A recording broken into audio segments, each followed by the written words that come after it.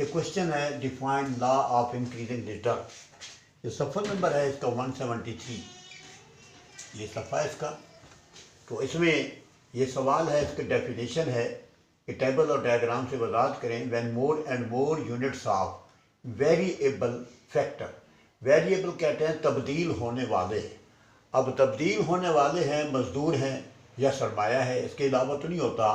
Are employed with fix factor, fix factor ज़मीन को कहते हैं जो तब्दील नहीं होता। वो ये कहते हैं कि अगर किसी ज़मीन के टुकड़े के ऊपर कुछ मजदूरों को लगाया जाए, मार्जिनल प्रोडक्ट इंक्रीजेस। इसको यूँ लिखते हैं, मार्जिनल प्रोडक्ट, MP लिखा है मैंने, marginal product increases, this tendency is called law of increasing return. इसको उर्दू में कानून तकसीर हासिल कहते हैं। इसका मतलब होता है बढ़ती हुई वसूलियाँ या गिरते हुई लागत। ज़ाहिर है जब वसूलियाँ बढ़ेंगी, मुनाफा ज़्यादा होगा, उस वक्त खर्चा कम होगा। ये आपको समझ आ गई है। अब मैं इसकी वजाहत टेबल से करता हूँ।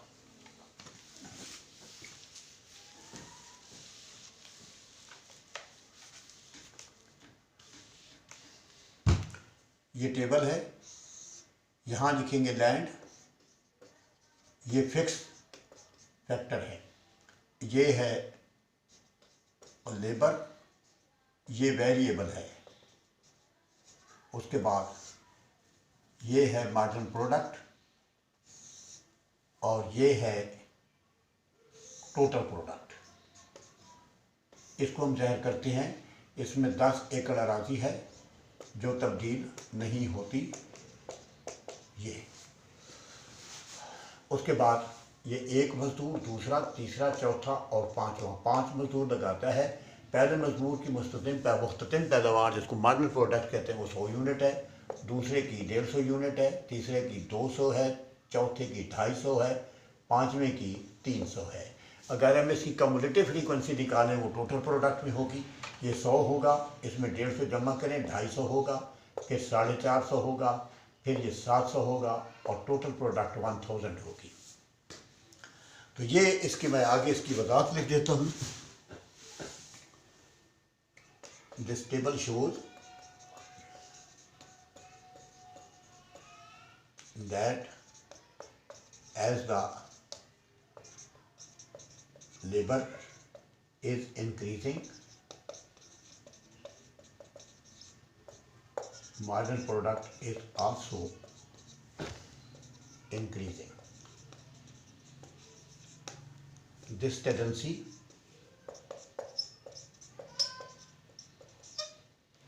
indicates increasing return.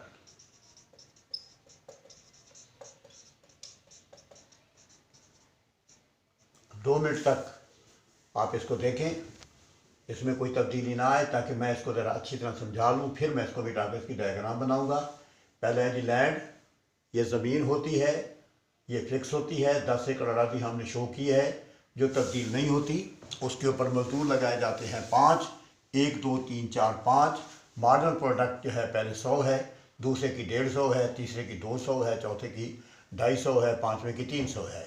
और टोटल प्रोडक्ट जो है इसकी हमने सीधी ज़ाहिर की है, यानी इसको कम्युलेटिव फ्रीक्वेंसी के तौर पर इसको किया है, जिसमें 1000 बनती है। आगे this table shows that as the labour is increasing, marginal product is also increasing. This tendency indicate increasing return. मेरे ख्याल आपको समझ आ गई है। अब मैं इसकी वजाहत डायग्राम से कर देता हूँ।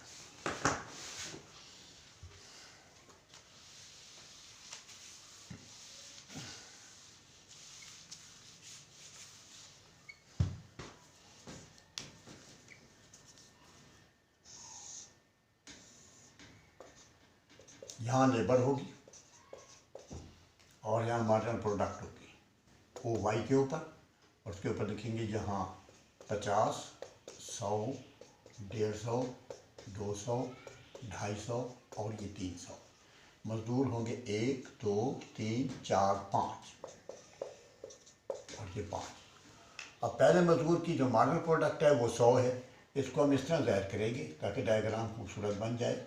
ये दूसरे की 150, तीसरे की 200, तीसरे की चौथे की 250 और पाँचवें की 300। अब ये जो डॉट्स लाइन में ये जो जगह बन रही है, इनको हम मिला देते हैं। ये खत बनेगा मॉडल प्रोडक्ट, इसको कहेंगे, अंग्रेजी में लिखेंगे MP का। इसको आप समझ लें, OY के ऊपर हमने मॉडल प्रोडक्ट को ज़ाहिर किया है, OX के ऊपर लेबर को ज़ाहिर किया है, और उसमें जो मार्जिनल प्रोडक्ट कर्व है, this is the positive which shows that as the labour is increasing marginal product is also increasing. This situation indicates the यानी positive tendency and increasing return. मैं इसकी वजाहत करता हूँ।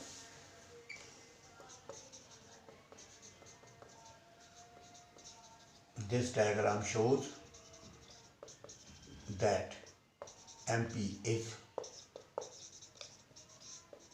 marginal product curve. Its slope is positive, which shows that as the labors, as the units of labor are increasing, marginal product is also increasing। तो 2 minute तक इस diagram को देख ले अच्छी तरह, इसकी वजाहत भी समझ लें, फिर इसकी अजम्पशंस हैं वो मैं बताऊंगा। पहले इसको क्लियर कर लें। मार्जिनल प्रोडक्ट कर्व है ये पॉजिटिव जाती है, जो ज़ाहिर करती है कि जो जो लेबर बढ़ रही है मार्जिनल प्रोडक्ट बढ़ रही है। जैसे diagram shows that MP is the marginal product curve, its slope is negative positive which shows that as the units of labour are increasing marginal product is also increasing. अब हम इसकी assumption लिखते हैं। Assumption लिखते हैं, शराइत को कहते हैं। शराइत का मतलब होता है कि हमारा ये कानून किस वक्त दुरुस्त साबित होता है।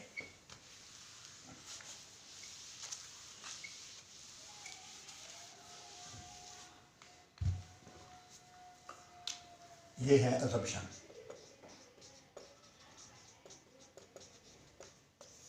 इसको कहते हैं शराइत।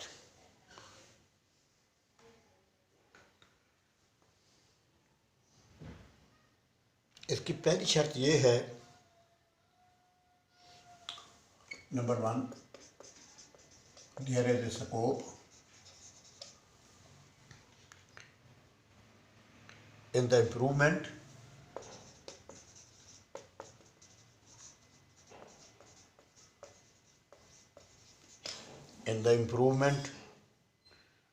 of techniques of production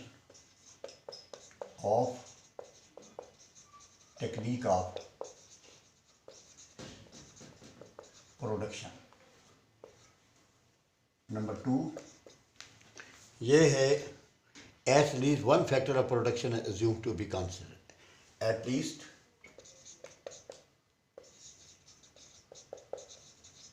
one factor, अब हमने इसको लैंड को किया है, ये फैक्टर है, इज अज्यूम्ड, इसको हमने फर्ज किया है टू बी कांस्टेंट, कि इसमें कोई तब्दीली नहीं आती।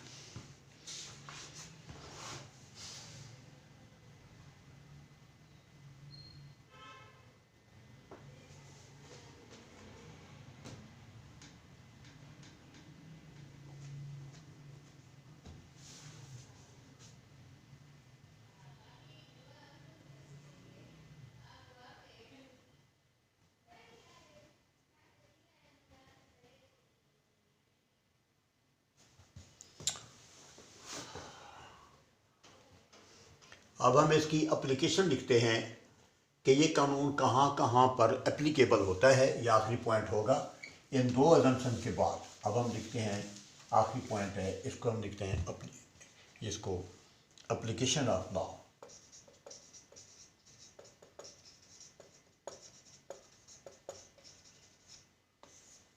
पहला इसमें है, it reduces the cost of production, इसमें प्रोडक्शन का खर्चा कम होता है। Number 2,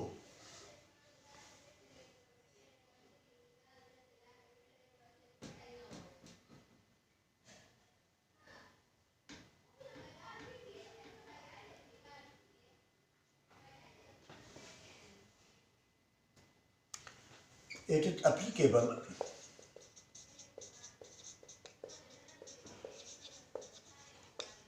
on agriculture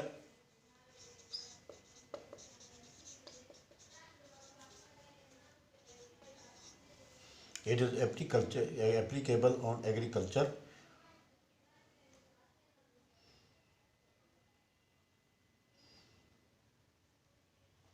mines,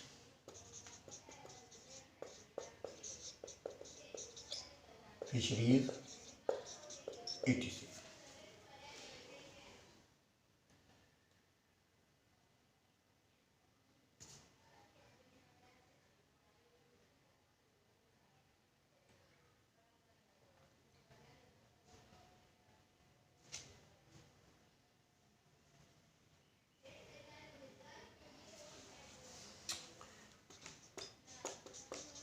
This law is more effective, ये बहुत ज़्यादा मौसर होता है in capital intensive